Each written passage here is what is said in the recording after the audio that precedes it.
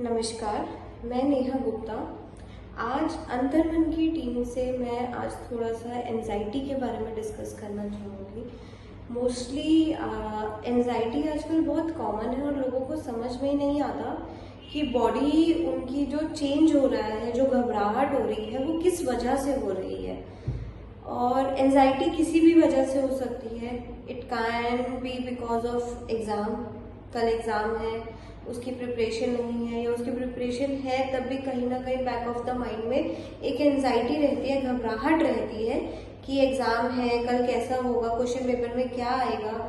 वैसे ही अगर जॉब का इंटरव्यू है या आपका कोई जॉब में कोई इम्पोर्टेंट प्रोजेक्ट है जिसके लिए आपको प्रेजेंटेशन देनी है, या फिर रिलेशनशिप्स में, तो ये जो एंजाइटी होती है इसको जानना और पहचानना बहुत ज़रूरी है कि ये घबराहट किस वजह से हो रही है। दिस इज एंजाइटी और दिस इज समथिंग एल्स।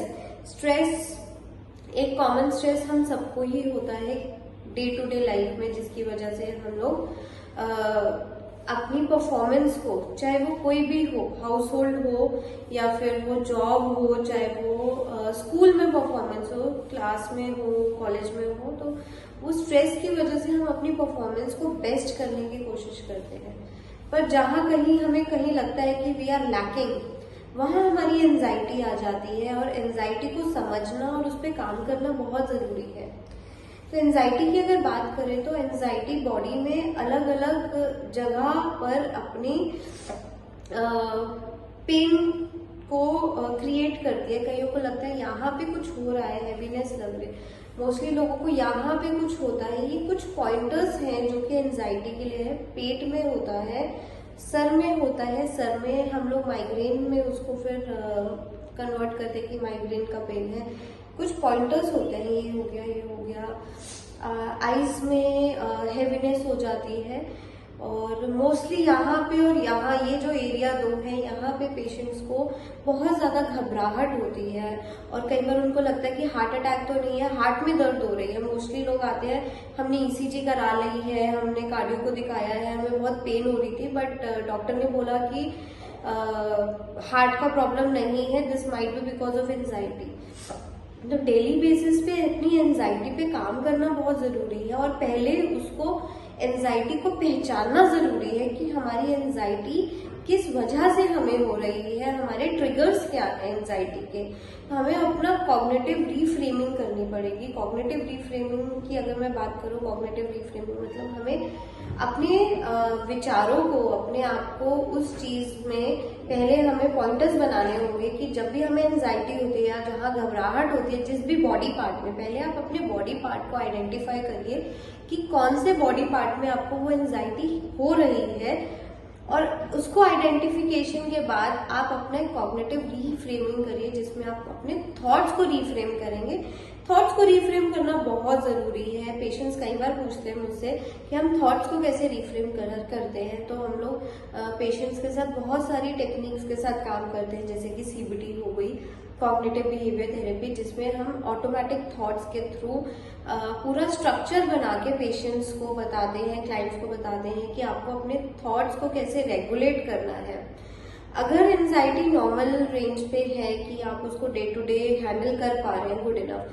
अगर नहीं कर पा रहे या फिर उसको, वो थोड़ा सा आपकी अब डेली लाइफ को डिस्टर्ब कर रहा है, जो कि डेली लाइफ में जो आपकी एक्टिविटीज हो गई, जो आपकी इफेक्ट हो रही है, तो I think it's call that we should go to a doctor or a physician where we can work on our anxiety. उस पर काम करना बहुत ज़रूरी है। तो रीफ्रेमिंग के थ्रू, आपके थॉट्स के रीफ्रेमिंग के थ्रू हम लोग उस चीज़ को कंस्ट्रक्ट करते हैं, अपने थॉट्स को रीबिल्ड करते हैं, अपने ट्रिगर्स को हम लोग आइडेंटिफाई करते हैं। मेन रोल हमारा आइडेंटिफिकेशन का है। जब हमारे ट्रिगर्स आइडेंटिफाई हो गए कि हमें कोई चीज जब प्रेजेंट करनी होती है, कई लोगों को स्ट्रेंजर्स की होती है, तो स्ट्रेंजर्स जब भी कोई नया मिलेगा तो एक घबराहट अलग सी हो जाती है, या हमें स्टेज फोबिया होता है जिसकी वजह से हमारी एंजाइटी रेज हो जाती है।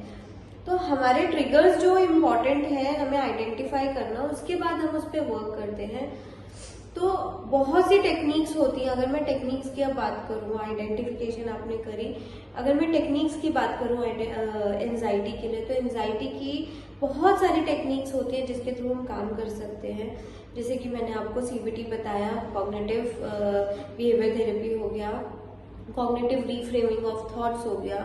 Then one thing is very good therapy in this, your mirror talk. See, हम लोग क्या करते हैं, हम मिरर टॉक करते हैं कि हम लोग जब भी किसी से बात करते हैं तो हमें थोड़ा कॉन्फिडेंस कम आता है।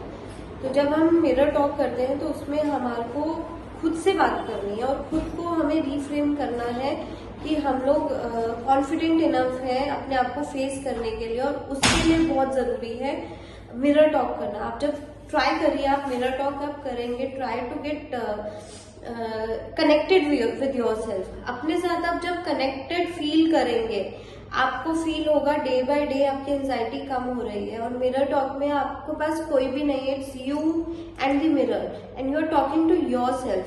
तो try to build a positive reinforcement with yourself, जो कि आपके लिए बहुत इंपॉर्टेंट है और आपको बहुत हेल्प करेगी आपके बिहेवियर को एनहांस करने में। Then we talk about scheduling. इसमें स्केड्यूलिंग बहुत जरूरी है आपकी एंजाइटी के लिए। आप अपने